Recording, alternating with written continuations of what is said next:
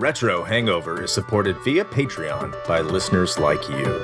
We would especially like to thank our 16-bit tier subscribers, Lyle McCarnes and Ashton Ruby. Your continued engagement and generous donations are deeply appreciated. Thank you.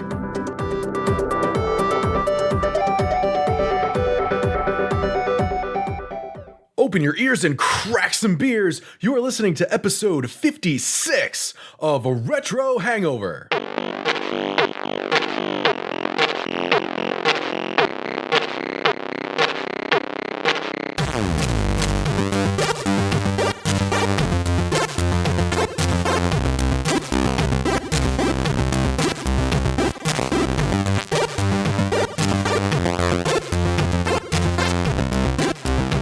And hello, classic and retro gamers of all ages. Welcome back to the podcast where we are deliciously delving deeply in dark, disputed drivel, doubting, disturbed, dotards, drowning decadence. This is episode 56 of Retro Hangover. I'm your co-host, Chris Copleen, and as always, here is your host, Shane, Apocalyptic Horse Dick Dragon Koski. I can't get this image out of my head now, which I blame you 100% for, of just this demon horse with like a fire-breathing dong. I don't know what to say about that. A fire-breathing dick with a horse head? That just to make it worse. Sure. That make it worse. I think you mean just like a disembodied dick, like a sentient dick that's just like a horse head on it? Is that what you're saying? Are not all, or is it attached to a horse? Are not all that's what I'm trying to figure out. Sentient? I mean, you could make that argument. I think a lot of pop culture sitcoms have made that argument at one time or another. It's doing its own thing. It's doing its own thing. You could say, I think for the sake of your argument, Shane, because you are the apocalyptic horse dragon dick. Horse dick dragon. Yes. Horse dick dragon. Of course. I would like to argue it is a dick attached to a horse with wings. Okay. That is the horse has wings or the dick? The dick. Okay. It has one wing because it's apocalyptic. It's a one-winged horse dick. It's a Sephiroth horse dick. Yes. Cool. So we've spent way too much time talking about that already. Seamus, draw it. Yes, please. We need fan art of this right now. Oh man. I was gonna say something else about right. Horse dick? I was actually going to say that I was impressed with this episode's alliteration. It's actually a little more in depth and involved than it has been somewhat recently. So you're returning true to form. So kudos. Good. I go back to the early episodes, and I remember I did it off the top of my head. So I don't know how I did that. I have no idea how I did that. I don't know either. I'm going to say alcohol. Yeah, probably.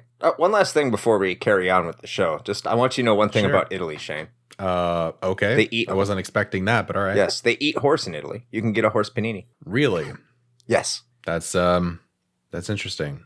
So you can get. I find it weird that you specified a panini, like of all things. Do you want a horse dick panini? Well, I know where to go to get one now. Italy. Buongiorno. Yeah. And welcome to Retro Hangover again, ladies and gentlemen. It's not delivery, it's horse dicks.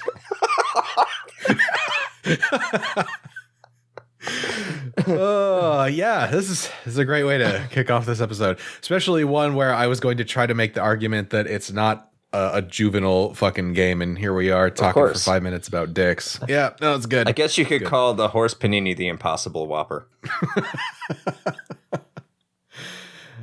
Oh man, so yeah. I don't even know where to go from there. There isn't even a good segue for that. Speaking of dicks, what video games you been playing, Shane? Well, there's a lot of really great visual novels on Steam. Let me tell you about yes. those. No.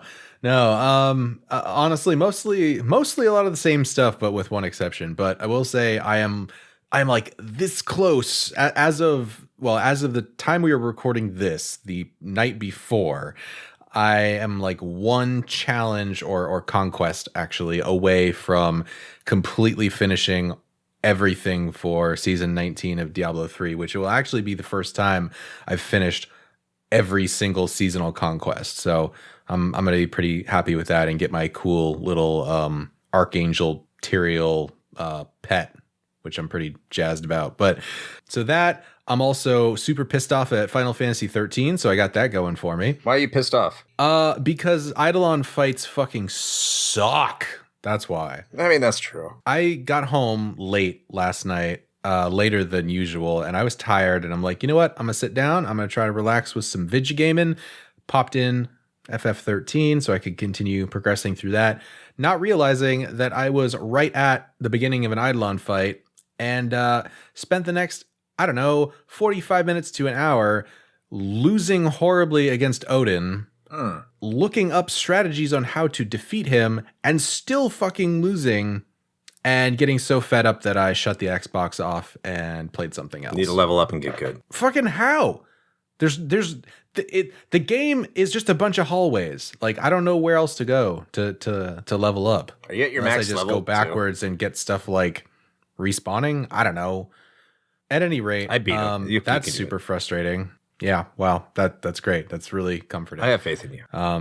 It still sucks, but there's that, and the one other thing that's unusual. So, if any of you happen to join us on our stream Sunday, where Chris was streaming Super Mario Kart in honor of the release of that episode, or if you happen to watch it on the YouTube channel, then you may have noticed that I said something about sort of offhandedly deciding to download Mario Kart Tour on my phone again. I kind of hate to admit that I'm actually super into it now. I'm so sorry. I'm sorry this is happening to you. Good vibes. So, yeah, thanks. Yeah. I'm going to do a rapid fire review on it for our 16-bit tier patrons, because I have some things to say about it.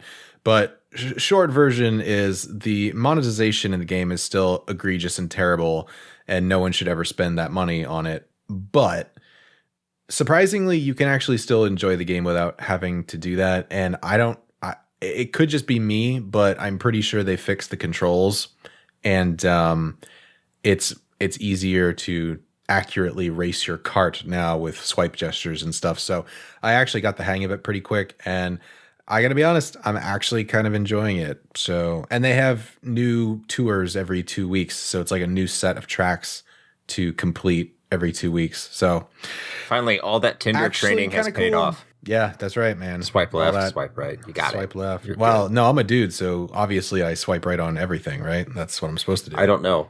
I just swiping right that's what is I've heard. I don't know. That's like the shotgun approach, because if you swipe right on everybody, then eventually you'll match with someone, apparently. It's like catching gonorrhea. I mean, it literally, yes, it could be that. But how about you, Chris? What have you been up to? Well, not gonorrhea. Well, that's a good start. That is a good start. So we were kind of talking about this before we started recording, but I've started college again. I got another college class because the winter break means that I don't have any college for a month. And that was a glorious month because I got to get some video gamins. But now it's back. So because of that, I haven't played a game in like a good 4 or 5 days, just because I always sit down and I go to do my college work and I feel incredibly paralyzed and guilty by the fact that I have to get it done. And I just don't get it done because I don't want to do it. It's completely on me. Of course, naturally, that I have to get it done, and I can do it because I've done a bunch of classes, but it's just getting old. I just have so few classes, though, and I got to keep the push up. But in terms of video games I have played, since our last episode, I have started playing Bloodstained Symphony of the Night. Castlevania Ritual... Bloodstained Ritual of the Night. I've started playing that. I thought that was a legitimate, like, Freudian slip, but okay, yeah. That game, sure. Igavania Symphony of the Copy Fuckinami it's a really good game, actually. But everyone said that already. But I'll do a rapid fire review, of course, for it later. Just to sum up, if you like Castlevania Symphony of the Night, it's the exact same fucking game with a lot of the Game Boy Advance and Nintendo DS Castlevania elements attached to it. So it's pretty much a natural evolution of everything you got since those Igavanias came out.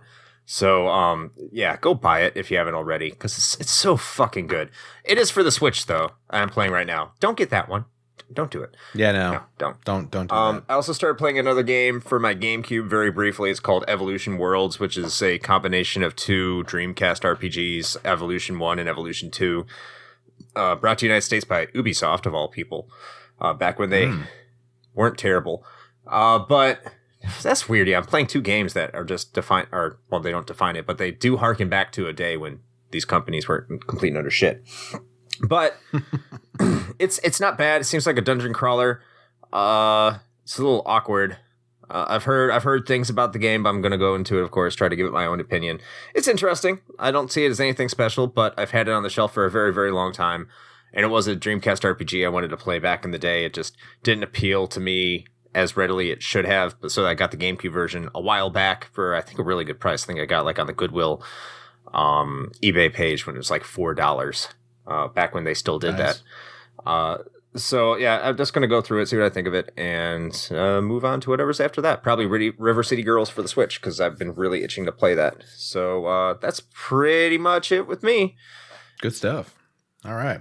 So I guess in that case, we'll start just launching right into what we are here to talk about. Yes, which is this time around, according to the internets and YouTube, every middle schooler's favorite video game. Do you remember those sketches that you put in your notebook in school? It's like that. It's super badass, and there's lots of skulls. Shane, I already made the joke. If we beat this to death, it's going to end up being terrible. No. I don't care. I'm going to keep using the analogy because it's funny. Sure. I'm sure everyone is going to love it.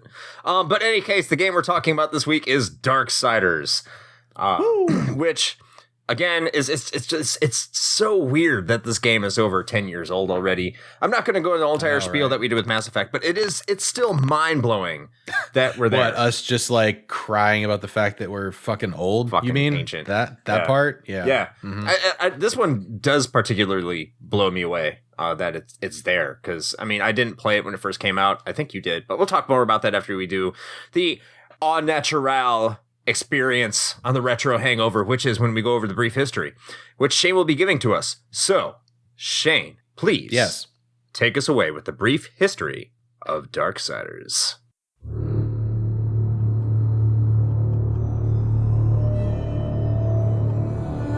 Deceived by the forces of evil into prematurely bringing about the end of the world, War, the first horseman of the apocalypse, stands accused of breaking the sacred law by inciting a war between heaven and hell. Dishonored and stripped of his powers, War must return to Earth to search for the truth and punish those responsible. Hunted by a vengeful group of angels, War must take on the forces of hell, forge uneasy alliances with the very demons he hunts, and journey across the ravaged remains of the earth on his quest for vindication. But the answers he seeks will reveal a deep conspiracy in which War will find and have to resign himself to the reality that although once the hand of God, he is just a pawn in the eternal battle between heaven and hell.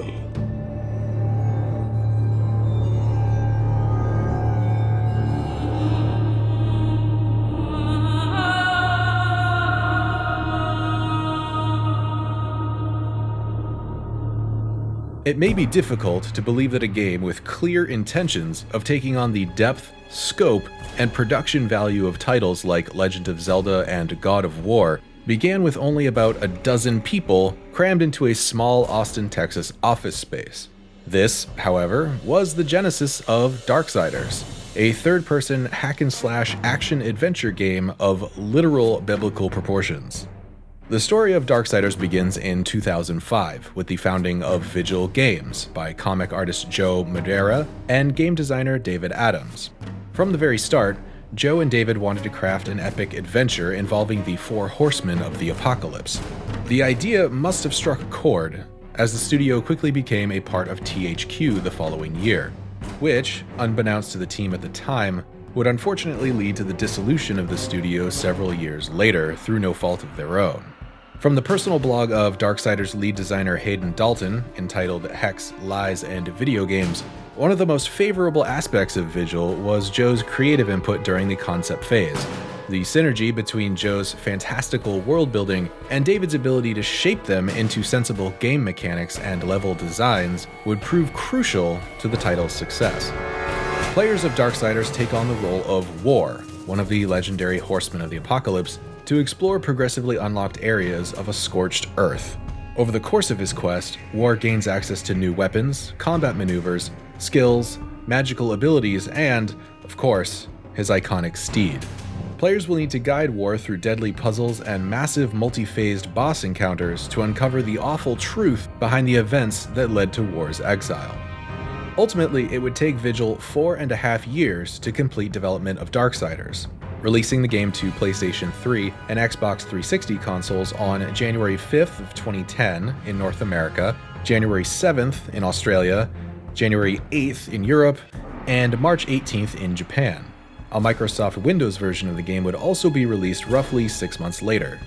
Reception to the game was largely positive, with an average Metacritic score of 83%. Reviewers praised the game for successfully crafting a new IP with real potential, along with the top-notch voice acting and engaging gameplay.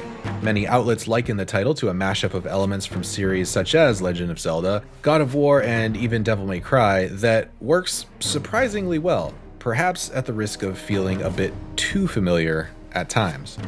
Vigil would go on to produce a sequel to Darksiders in 2012, along with plans for a comic series and film adaptation that, to this day, are still unrealized. This may very well be due to the aforementioned closure of the studio as a result of THQ's Chapter 11 bankruptcy filing in that same year. Sadly, no bids for Vigil were made during the proceedings, triggering the immediate release of many of its employees. The Darksiders franchise would, however, be eventually picked up by Nordic Games and see both a third installment and a spin-off isometric title. And that is your brief history of Darksiders.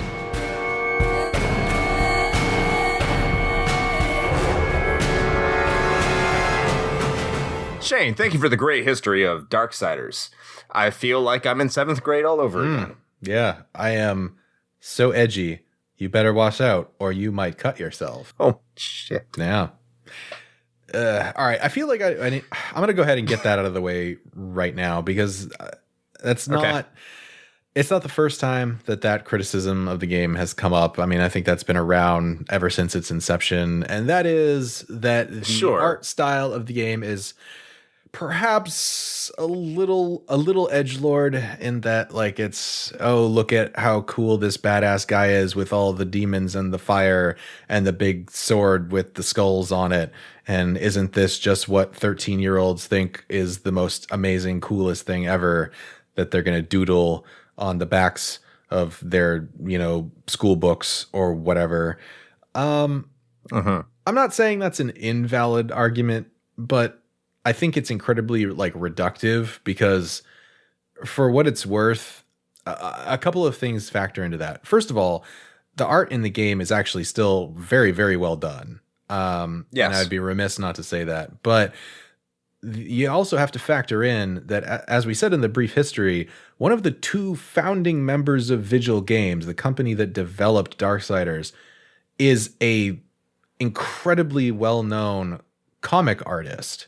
So it's not exactly a big leap to figure out kind of like where the inspiration for that kind of art style comes from. I mean, look at any comic book, So I'm not in the camp that this is too try hard or whatever. I think it knows exactly what it's trying to do, and I think it does it very well. Yeah. It's Dark Horse. Exactly. And I think, do I think that's a valid criticism? I really don't think so, because a lot of games have their own kind of artistic design. And this game really went for a late 90s, early 2000 metal vibe. It's like Todd McFarlane. Yeah. It's from that kind of design. Actually, yeah, Spawn was like one of the first things I thought of. Right. It is a late 90s kind of thing. It's very emo, it's very dark. And I could understand someone our age, associating with something like that with middle school, because that's essentially what we were coming out of when this kind of motif was at its peak. Sure. However, it's still a motif. Everything has its own motif. Everything has its own era, and the art style and direction guides a lot of games. Like World of Warcraft isn't criticized for its very bright and colorful art style, even though it's very similar, as you pointed out in your notes, to this game. The way it's designed, the character design is very similar to World of Warcraft in Darksiders. Incredibly so. Right alongside. Yeah, incredibly so. And that's going to be a pretty common thread through most of this discussion, is just how similar Darksiders is to a lot of its inspirations, for better or worse. But yeah, if anybody's familiar with World of Warcraft at all, particularly, I'm going to say like Wrath of the Lich King era specifically, just for funsies, go out sometime and Google search images of your main character from Darksiders, War, and then bring up a picture of Arthas Menethil as the Lich King and put them side by side and tell me that they do not look like twin brothers. It's an uncanny similarity. To the point where I'm surprised Blizzard wasn't calling their legal offices, to be honest. And I'm not saying it's a bad thing, because I like the art style, like that, like exaggerated sort of like chunky character design with like the giant shoulder pads and shit that some people don't like or whatever. I mean, it works for the game, and I actually like it. It does take that a little more cartoony sort of look that WoW does. But again, you're coming from the inspiration of a comic artist. So like, of course it's going to be that way. Yeah. And if you're going to be knocking on people for saying that like Nintendo games were too cute and too kiddie and people didn't appreciate the art style at the time, like Wind Waker. Yeah. And you didn't like when people knocked it just for its art style and need to pick up and play it. Really banging on this game's art style is kind of doing the same thing. And yeah, I think that kind of puts you in the same boat. Yeah, I agree. And of course, like, everybody came around real hard on Wind Waker. Probably, I'm assuming probably around like the HD remake time, where suddenly everyone was like, "Oh no, actually, this art style is really great," and like Toon Link is super kawaii, and look how awesome he is, and I can take selfies with him and make him do stupid shit. So. One last thing. I don't think we're going to get that turnaround for Darksiders. I don't Probably really not. That's going to happen. Probably not. No. But one last thing on that WoW association, real quick, because I personally was super into this, but when I started playing Darksiders, and heard the voice actor for War, I was like, I know that fucking voice, and it took me a little while to figure it out, but it is Liam O'Brien, who, if you're not familiar, because most people aren't familiar with the names of voice actors, he is the voice actor that plays Illidan Stormrage in World of Warcraft.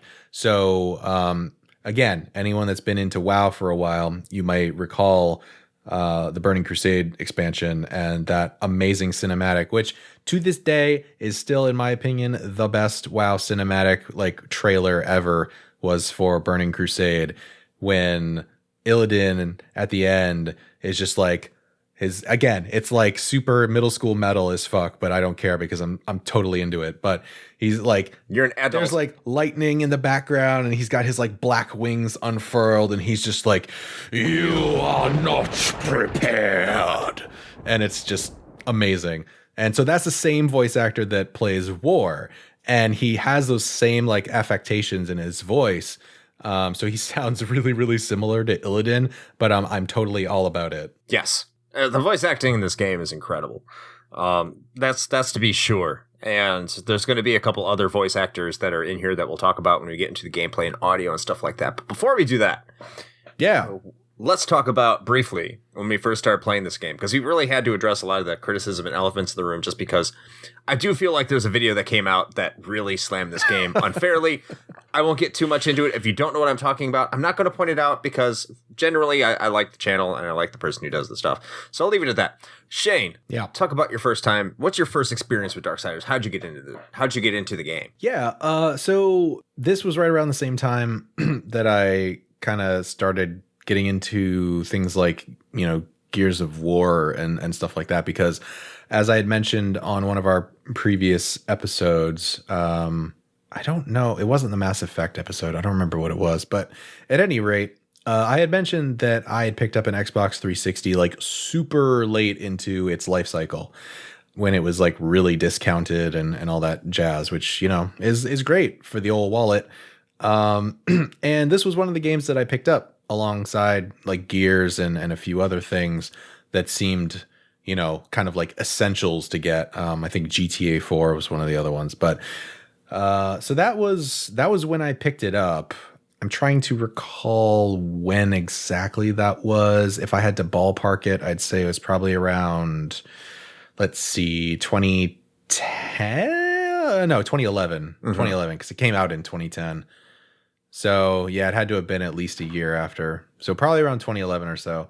So right in between before Darksiders 2 came out. But yeah, I got it for the 360, and because I had heard a lot of good things about it already, and the fact that basically everybody was just saying like, yeah, it's totally like 3D Zelda mixed with like combo based combat, like God of War, third person actiony stuff. And I was like, well, that sounds like my right up my alley. And turns out it was. So I played through this game like from start to finish pretty quickly.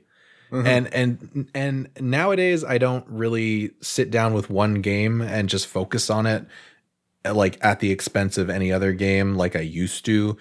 And that held true even back when I got the 360 and stuff. I had just gotten to a point in my life where like I started getting a little bit more scattered about that, where I'd be like, you know what, I'm going to start this other game. And then I have like 5 that I'm juggling and don't finish any of them for way too long.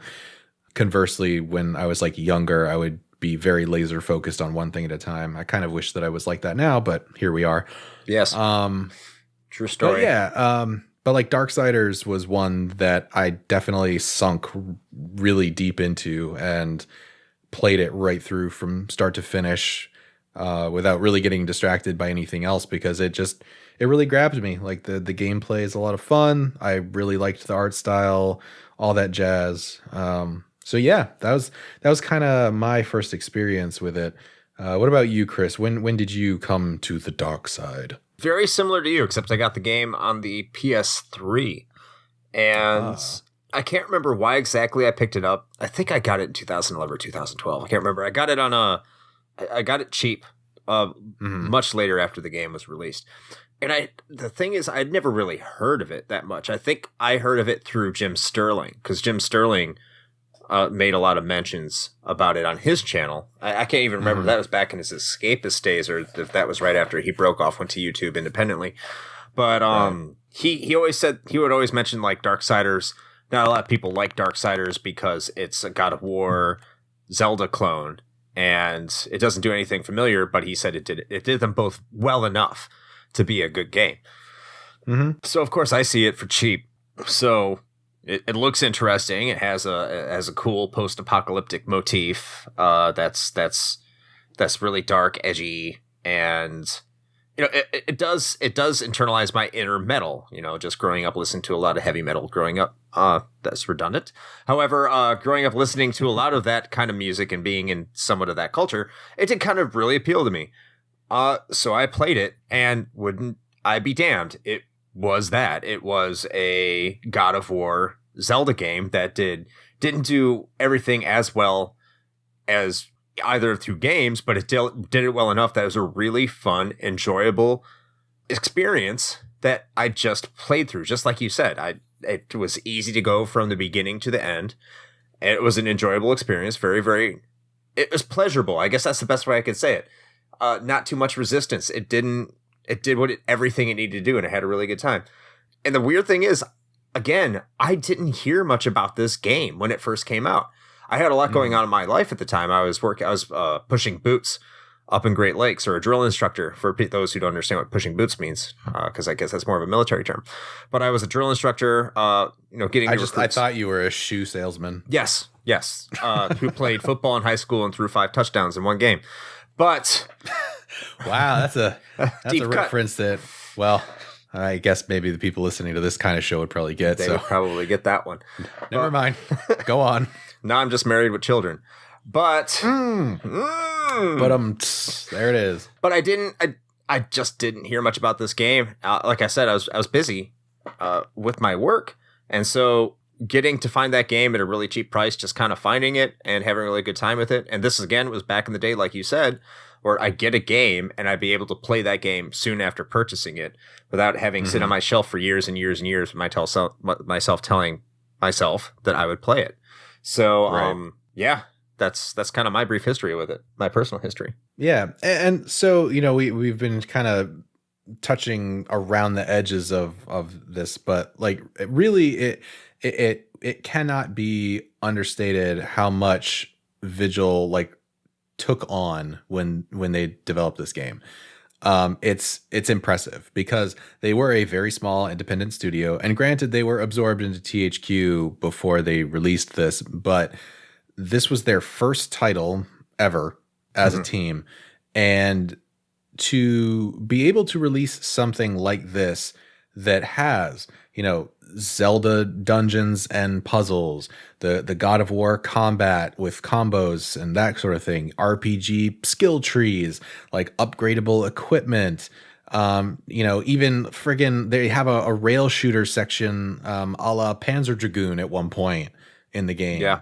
The cool finishing moves that you get in combat, and even having mounted combat, which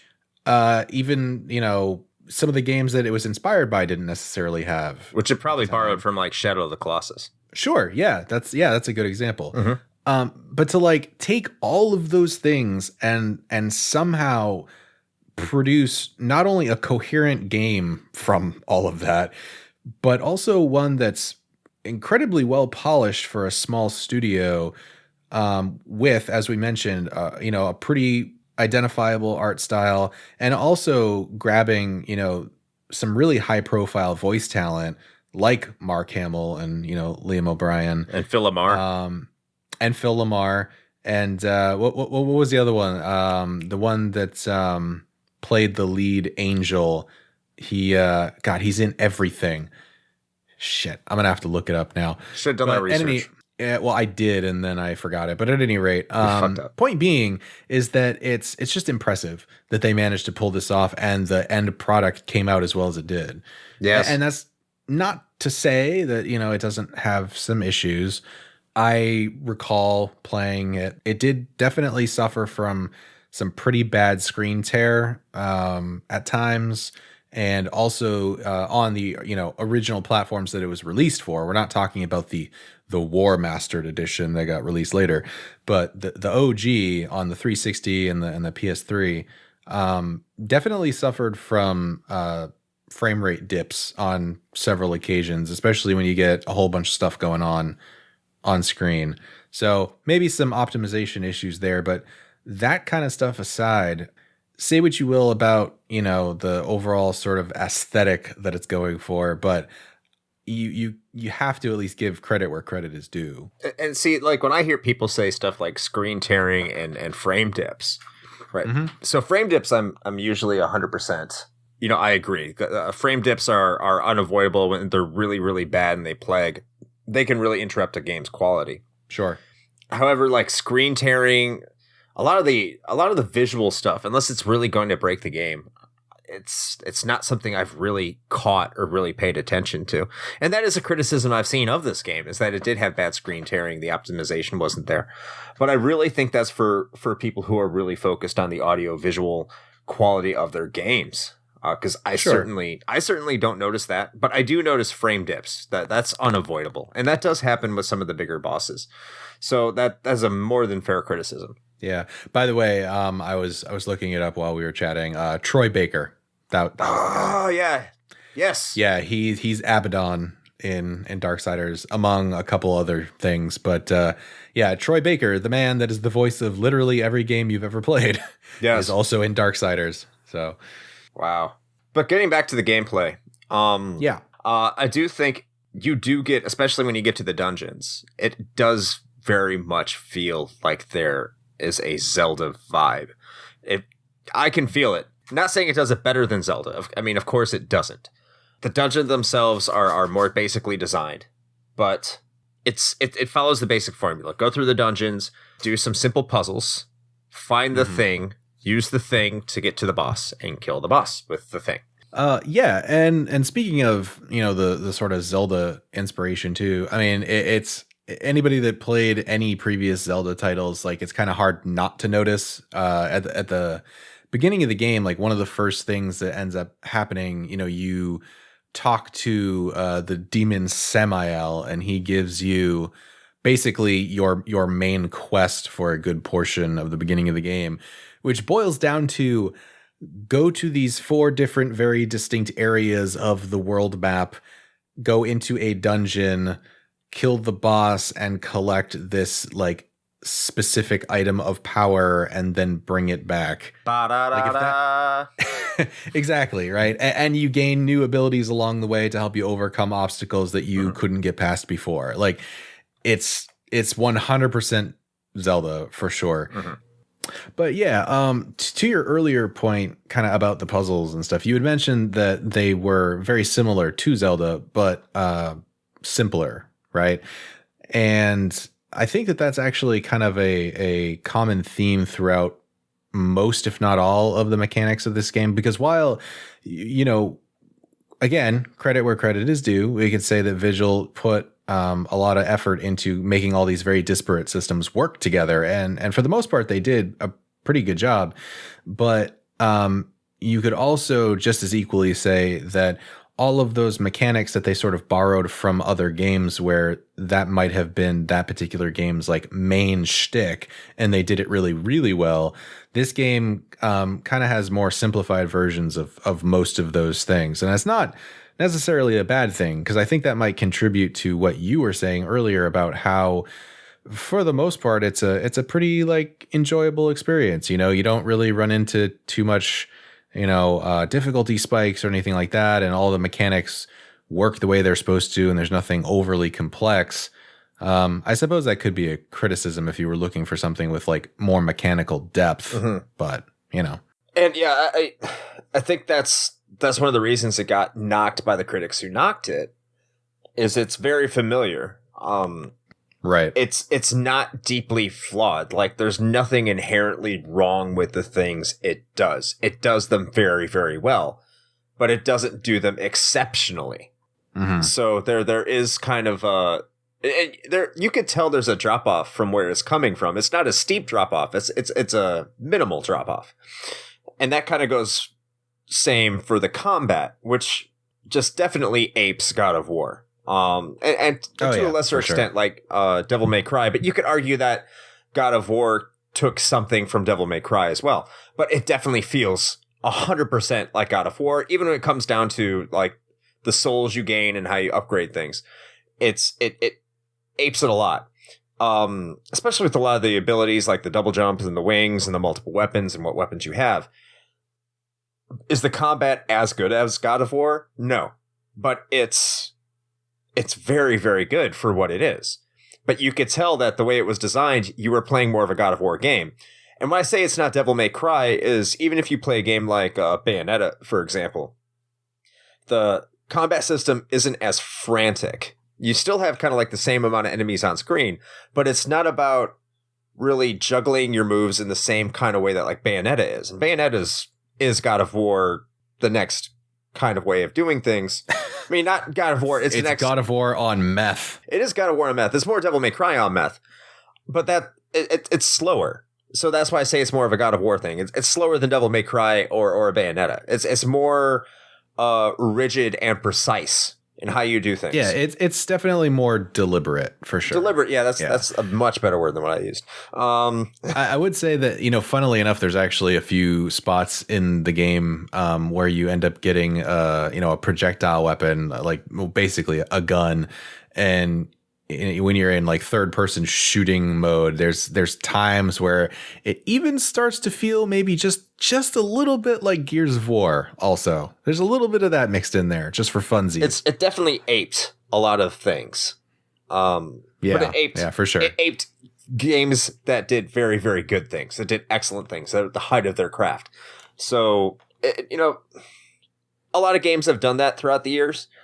I just think God of War is a really good example of how to do that right. And I think if God of War was judged on its own merits as opposed to how it compares to those other games when it does ape those other games, I think you would have seen a higher overall review score, because I really do think it's that good of a game overall. Yeah, I do too. Yeah, I think that definitely detracted from it for a lot of critics and I suppose players as well, that maybe it just felt maybe a little too samey. I mean, I know one of the criticisms that came from the video that we will not directly name that may or may not have been released recently about this game. One of the things that they pointed out was that while a lot of these systems that they've borrowed work well, it does get a little tiresome once you get, further into the game. Mm-hmm. And I could see that. I mean, I personally, again, I thoroughly enjoyed it from start to finish. I thought it was a great experience. And I mean, you can complete the main campaign in, I want to say somewhere around like probably 15 to 20 hours, give or take, depending on how much of a completionist you are. God damn it. Well, because I mean, again, you're talking about aping things from other games, and one of those big things is hidden chests and collectibles, a la Zelda, and there's a ton of that in this. And so, do you have to get all of those? No, just like you don't have to get the 100 feathers in Assassin's Creed 2. But did I do it because I'm insane? Yes. And you shouldn't do those things. No, you shouldn't. You should never do those things. Okay, so now we know, Shane, counseling is in order, but not every game is like that. I'm sure you'll be okay. Yeah, you'll recover. No, just till I find the next one. That's all. So I guess that kind of wraps up. The gameplay again is solid. The dungeon design is solid. We said the voice acting was solid. Graphics still really hold up. The music soundtrack is there. I don't particularly remember it as being anything beyond stellar, but it's obviously not. It's terrible. Yeah, it's serviceable. Yeah. Like I think that's probably one of the weaker points. Not that it's bad, but I think it's just one of the weaker points because it's really just. I mean, neither one of us can remember a damn thing about it, so that says something. And plot is beefy boy beating up demons. So if you really want to get butthurt about the plot, you're probably playing the wrong game anyway. So Shane, probably, yeah. Does this game hold up? Yeah, absolutely. I mean, especially with the War Mastered edition being re-released for newer consoles, you get the graphical fidelity upgrade, of course. But I mean, one of the things that the game has going for it is the more, stylistic art direction. And when you take that approach, I mean, that's part of the reason that WoW has held up for as long as it has. Granted, of course, they've done graphical upgrades many, many times over the, 15 some odd years that game's been alive, but the overall aesthetic has remained pretty much the same. And you can get away with that when you take that more, like I said, stylistic approach. And this game really benefits from that as well. And, the gameplay is still solid. It still holds up. Just don't go into it expecting some really deep revelatory like story or crazy plot twists or whatever, because you won't necessarily get that. But I mean, let's be honest, you're coming into this so that you can, combo / fatality a bunch of demons and be a cool badass guy with badass swords. And it does that exceedingly well. So yes. I'm going to echo pretty much everything Shane would say. Yeah, we do. I think we do live in an era now where plot is taken much more into consideration than it was back then. And even then it was really starting to develop into. And you're not going to get that. But if you do want kind of mindless fun, if you want more of a modern era beat 'em up, much in the vein of God of War, if you like God of War, and that's the game that you really shouldn't take plot too seriously in either.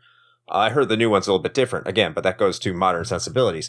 You're going to have a good time. If you just like to kind of shut your brain off and just go along for the ride, have a good gameplay experience, Darksiders is your game. Especially with the War Master revision that you can get on Wii U, Xbox One, PS4, PC. Go that route. It's nice and cheap. It's very affordable. And probably more accessible to play at this point, because I don't know how many of you still have your PS3s, Xbox 360s, and Wii, and PS3s and Xbox 360s still hooked up. Not even your Wii U's, really, except me, because I'm weird. But I mean, if it makes you feel any better, my Wii U is still hooked up also, like right next to my 360. So because the Wii U is best boy. So yes, absolutely. Is it worth it? Yeah, absolutely. Go ahead, go play it. Enjoy it. Enjoy the direction Castlevania should have taken instead of Lords of Shadow, because this is a much better game than that, and you will enjoy it. It is. Yeah. For the record, I actually enjoyed the first Lords of Shadow. Second one was kind of not worth the time, but the first one was actually not bad. If you were to take the Castlevania name off of that game, it's a solid game. That's all I'm saying. I didn't say it was a bad game. I'm just saying Darksiders is much better and is a better Castlevania game than Castlevania Lords of Shadow. Sure. I'll give you that one. Why not? Yes. If you really want the real successor to Castlevania, a little bit of a tangent here, go play Pandora's Tower for the Wii. That is a Castlevania game. I have not heard of that. I may actually have to look into that. It is really good. I'm not going to say it's fantastic or amazing, but it is very, very good. And it makes good use of the motion control. But that's a little bit of a tangent. And we are going to wrap this episode up here, unless, Shane, do you have any objections? No. I think we said what we had to say, and we covered all the bases, I believe. So yeah, let's wrap up this thing. So as we usually do, we of course want to quickly just kind of mention the places you can find us out there on the World Wide Web. So if this is your first time joining us, then hi, welcome. Thank you for stopping by. And you can check us out at retrohangover.com. You can find us on most of the social media. We have Facebook, we have Instagram, we have Twitter. And our stuff gets cross-posted to pretty much all of those things. So feel free to check us out there and reach out if you want to say hey. We do have our Patreon running. And if you would like to support the show and you like what we're doing, you can join our other patrons by going on over to bit.ly, that's bit.ly/RHPatron. And you can sign up for one of the donation tiers there. If you decide that you like us enough to go the 16-bit or higher tier route, then you will also gain access to our private Discord, as well as bonus audio content and a bunch of good stuff there. So if you like us, you want to hear more, that's how you can do it. We also do have our merch store open. You can go to bit.ly/RHPmerch and check out the shirts and mugs and all that cool stuff, and support us that way as well. And last but not least, we do our stream Sundays every week, time permitting, at 9 p.m. Eastern Standard Time. Inconsistently, for what it's worth. Yeah, that's why I said as time allows. But we're there most Sundays, so feel free to stop in and hang out with us. We usually stream for at least an hour, sometimes 2. And it's, some retro game or another, usually related to whatever our most recent episode was, or sometimes something completely random. But if you don't catch us live, then you can also see it on our YouTube channel. You can look for Retro Hangover there and check out the videos, as well as video versions of these podcast episodes. Yes. So, Chris, was that everything? Did I cover all the things? Yes. Yes, you did. Fantastic. All right. Well, with all of that being said, until next time. Take those greasy horse dick panini hands and play with your joysticks.